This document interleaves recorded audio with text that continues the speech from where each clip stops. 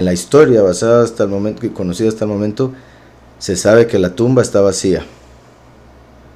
Se sabe que no hay razón ni forma de que su cuerpo se lo hubieran robado los discípulos, habiendo ahí guardias romanos que hubiesen tenido que morir por haberse perdido ese cuerpo.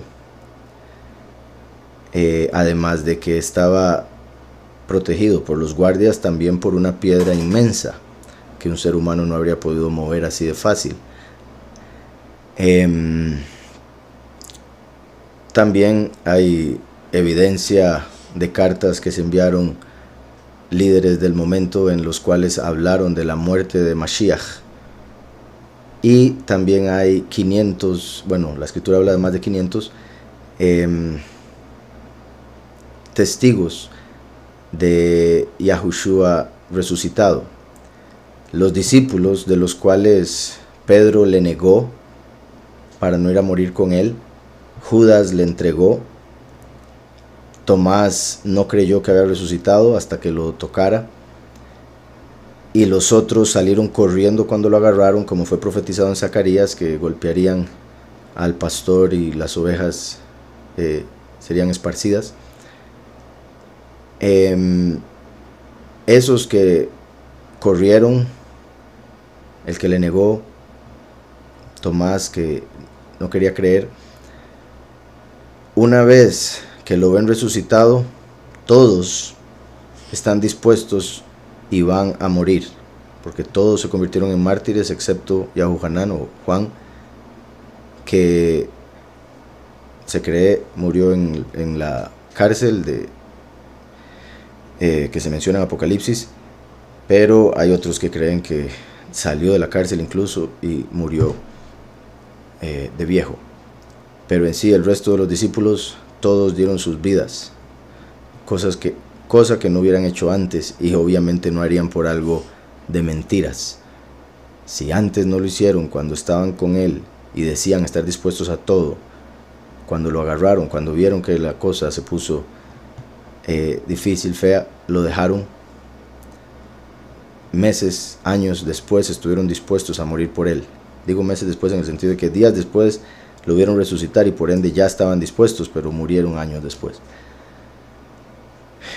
Entonces, Yahushua cumplió la ley. Ahora, no la cumplió según los mandamientos de hombres dados por los judíos, escritos hoy en día en el Talmud, que es la Torah Shebaal Peh, o sea, la Torah según la boca de Baal, ese al que adoraron en vez de adorar a Yahweh. Por ende, ¿cómo se les ocurre que la interpretación que les da Baal, el que adoraron en vez de a Yahweh, va a ser la correcta? De ahí salieron ese montón de mandamientos de hombres, opiniones diferentes acerca de un solo mandamiento, porque en ese caso ni siquiera los judíos la cumplen, porque no se ponen de acuerdo. Al final, algunos, porque también hay varias partes en el judaísmo, varios grupos, igual que denominaciones en el cristianismo, que llegan a un consenso de que así se interpretan estos versos, así se interpretan estas leyes, y así, y unos las hacen de una manera y otros de otra, pero al final todos basándose en letra, y la letra mata, más el espíritu vivifica, porque la letra sin el espíritu es eso, muerte. Y por eso llevó a los hombres que estaban idolatrando la letra a matar a Mashiach, aquel que la letra anunciaba por el espíritu de profecía, que es el testimonio de Yahushua HaMashiach. Por eso los profetas hablaron de la venida del Mesías. Y ahora testificamos el hecho de que ya vino, murió, resucitó y ascendió a la derecha del Padre, como estaba profetizado también en Salmo 110. Cuando el mismo David le dice, profetiza, Yahweh dijo a mi soberano, siéntate a mi derecha hasta que ponga a tus enemigos por estrado de tus pies. Ahí los judíos por alguna razón no se dan cuenta que hay dos poderes en el cielo, el Padre y el Hijo. Yahweh y Yahushua, puesto que David el rey dice, Yahweh dijo a mi soberano, o sea, David el rey de Israel tiene dos soberanos en el cielo, el Padre y el Hijo. Y por eso Proverbios 34 dice, ¿cuál es su nombre? Y el nombre de su Hijo, si lo sabes. Pero ellos dicen Israel. por agarrar el verso del Éxodo sin entender lo que ese verso de Éxodo está profetizando acerca de Israel como hijo, puesto que el último es representado por Israel, el primero es Yahushua, representado por Yitzhak. Yahweh dijo: yo soy el primero y el último. Así como de Abraham vino Yitzhak y Jacob, representando a Yahweh Abraham, Yitzhak el primero, Yahushua, y Jacob el último. Entre otro montón de cosas más que se podrían agregar, como el hecho de Isaías 53, en el cual Yahweh profetizó claramente que Él se manifestaría y moriría llevando nuestros pecados, como lo puede usted leer claramente en Isaías 53. Un hombre pagando los pecados del pueblo entero. Pero ahí llegan los judíos otra vez y dicen: ah, no, es Israel. Entonces Israel, el pueblo, pagando por los pecados del pueblo.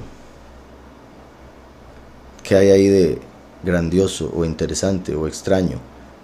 Si eso debería ser lo lógico, que el que la hace la pague. Por ende, lo sorprendente y la misericordia de Yahweh se manifiesta en esa profecía al decir que Él mismo vendría y pagaría en su carne como el primero, Yahushua, por los pecados del pueblo, que continúa rechazándole, tanto así que serían los que le rechazarían al Él manifestarse y lo matarían. Pero eso funcionaría para que se abriera la puerta para las naciones, y no solo la nación de Israel se pudiese salvar, sino que toda nación que crea en el Mesías sería injertado el olivo original y así poder entrar a la vida eterna.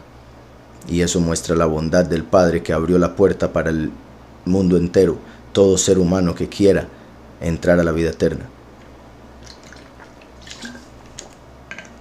Y creo que con eso es suficiente.